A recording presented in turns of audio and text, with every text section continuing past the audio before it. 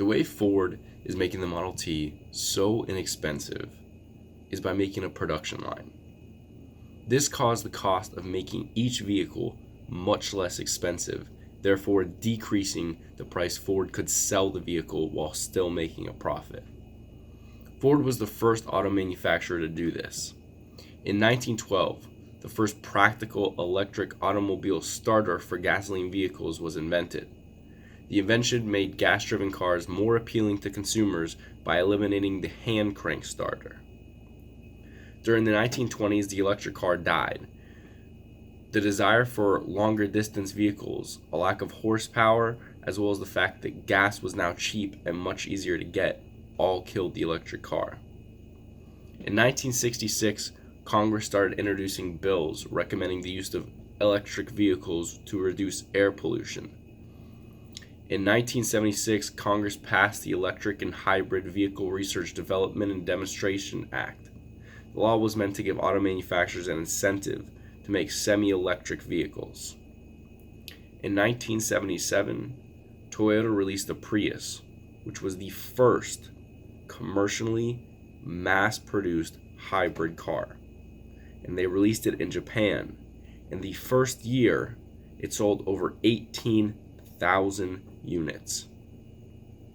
In 2006, Tesla released their first vehicle, the Tesla Roadster, which sold for $98,950 in 2008.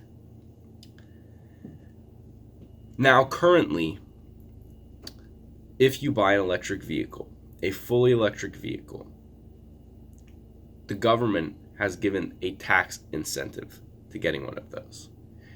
It's called the Federal EV, or Federal Electric Vehicle Tax Credit. The Federal EV tax credit is currently offering $7,500 for anyone that buys an EV from an auto manufacturer in the United States. And that doesn't matter if they're Japanese automakers. If they're selling them in the United States and you're buying a car that's in the United States, that counts. However, this is only true for the first 200,000 EVs from that specific company. So Tesla sold over 367,000 vehicles in 2019 alone.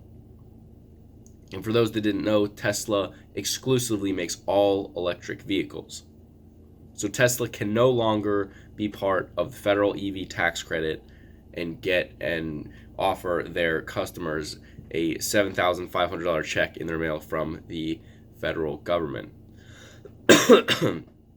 GM is the second largest dominator in the EV market, and they've sold a little bit over 200,000 EVs, and they also cannot be part of the federal EV tax credit anymore. Now this takes me to my next point, where we are right now. See, in theory, electric cars should be more reliable than combustion gas-powered cars.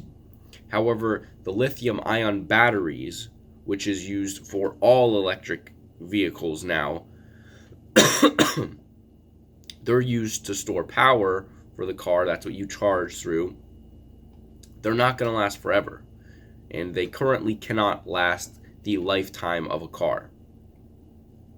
See, as you use these, they die, just like your phone battery will slowly die. It won't keep a charge as long. And for phones, it's fine. But when you're dealing with cars and you're replacing a bigger battery, it becomes more of an issue. So, lifetime lithium-ion batteries have been invented. However, they use an extremely rare and expensive material, which is cobalt. So essentially, we don't have enough cobalt to make these batteries, and if we did, it would be absolutely way too expensive to actually put these in these cars. It would drive the cost of most EVs way through the roof. Now, currently, for normal lithium-ion batteries, it could cost upwards of $12,000 just to replace your batteries, which will have to be replaced at some point. So if these EV companies do not give take and replace them for a lower cost and they recycle them, if they don't do that, it's going to make owning electric vehicles extremely expensive.